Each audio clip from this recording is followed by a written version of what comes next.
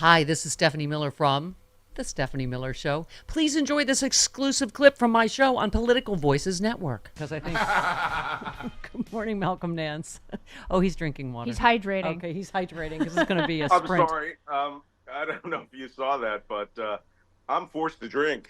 Oh, that's in not the water. morning. Yes, it's a big bottle of water, but that's only because it's before noon. I'm sure I'll be on gin and cyanide by midday. Oh my God, Malcolm, where do we start? We were saying we felt like we walked into a news hurricane yesterday.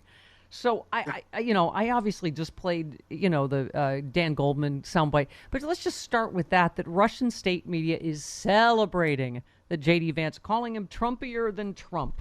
Literally on Russian TV yesterday, they said if Vance is Trumpier than Trump, if Trump's assassinated, another Trump would remain. He's more anti-Ukraine than Trump.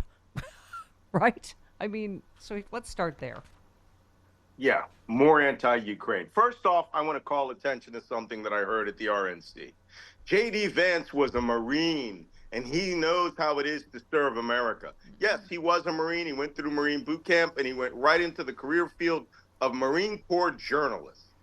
Okay? That's what he did in the Marines. Yeah. He was, which is great. We need journalists and public affairs officers and things like that to write articles about how they bought a SEAL off of Oceanside Beach and gave them cookies. I mean, I don't know, but that is not, like Admiral McRaven, all right, or somebody who has really done an amazing job that's worthy of being president of the United States. I saw this week, speaking about J.D. Vance and Donald Trump, but that their platform is very simple. They're going to pull and cut all funding to Ukraine and give it to Moscow. Yep. That's their platform. Yep. And Trump is not like J.D. Vance. Vance has said just straight openly he's going to cut all funding to Ukraine. The United States should give them nothing. We should let people die. Trump is going to extort them for money again, or stories like he got impeached for the first time. So it's only going to get bad, and then it's going to get worse. Yeah. I mean, I was saying, Malcolm, off the top of the show, when America's enemies are celebrating something, take note. But, I mean, what a day yesterday. I mean, obviously, just one thing after another. You had Schiff and then Hakeem Jeffries and Schumer and Pelosi and all of this reporting. The president gets COVID. I mean, it is, So obviously in the latest reporting this morning is that the president is being receptive to what he is being told. For the life of me, Malcolm, I don't know. I guess they're looking at internal polling, because the polling I'm seeing is still, tied, or Biden pulling slightly ahead. So where are you this morning? Well, I think a lot of this stems from that North poll, which came about a younger Democrat versus Donald Trump.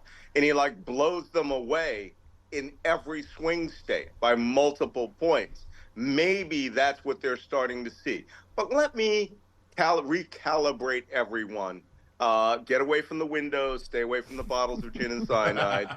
And let me give you some hope here. I don't care who the damn nominee is. Thank you. Yes, please. Hope. Yes. All right? I don't care who it is. Yeah. If Joe Biden has decided, you know what, it's time to pass the baton the way Nancy Pelosi did over to Hakeem Jeffries and get somebody who's younger in there. I'm a big fan of the two-woman platform, right? A historic platform, so that women will always have the option of having a president, female president of the United States, perhaps the first and the second. But you know what? Don't care. We now are facing an existential threat to American democracy. Yep. And I get shoutier and shoutier every day because I see people dividing the party.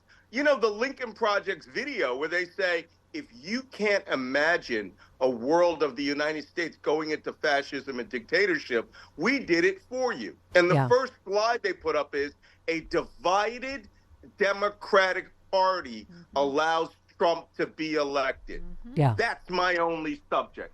Yeah. Unify, and let me steal a phrase. Fight, fight, fight. right? Yeah, Bag of thank you, rats. Malcolm. And by the way, as I keep saying, boy, they seem awfully sure. As everyone keeps saying, they are measuring the drapes over there. They think this is Yes, they already are. won. Putin is celebrating the J.D. Vance pick. I keep talking about Trump saying there is 100% chance of a terrorist attack on American soil before the election. I'm like, oh, is that the October surprise Putin's planning this time? I mean, it is.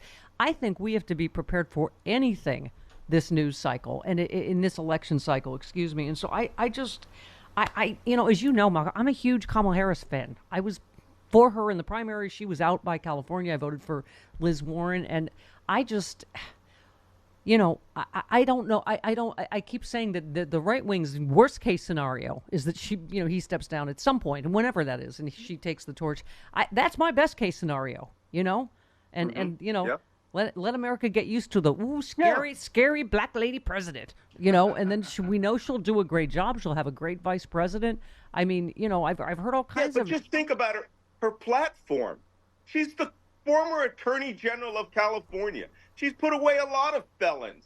And now she'd be up on stage going, let me speak to the people who aren't convicted felons, right? First, have you seen your parole officer before you came and talked to me and had a debate? I mean, she would just hammer him. My only problem with Kamala Harris and every Democrat is this. You talk too nice, okay? Stop talking nicely to these people. Stop using flowery language. Start speaking plainly to the American public that shops at Walmart and goes to McDonald's. You can speak frankly and pass your message. This is an existential threat to America. No question about that. Okay? Yeah. It was a test case. It was ninth inning in 2020. Now we're talking the end here. Yeah. And Donald Trump will have the powers to put any one of you in a prison camp. That's not a joke. That's not hyperbole. The Supreme Court has given him that power. Yeah. And you need to understand he will take your rights away. He's already promised it. You women, you already lost your rights, and you're going to lose a whole lot more with J.D. Vance. Yeah, I'll say. Malcolm, I just keep saying it.